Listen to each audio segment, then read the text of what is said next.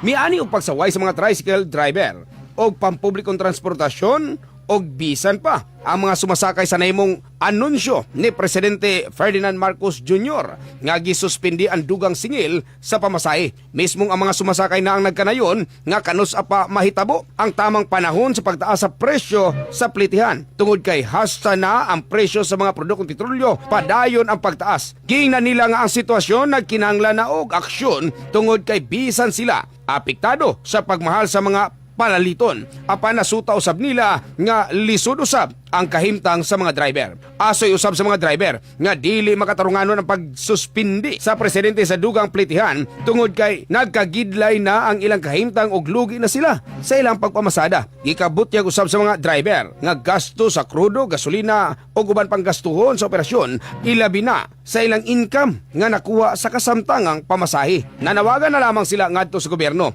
nga paspasan ang paghatag sa ayuda o fuel subsidy o maghimo og mga dali nga lakang aron nga matubag ang kasamtangang emerhensya sa transportasyon. Gipangayo nila nga hatagan o pagtagad ang ilang kahimtang aron makapadayon sila sa pag-alagad sa publiko o makasuporta sa ilang pamilya. Ako, si Jarwin Paglinawan para sa Barangay FM Super Radio.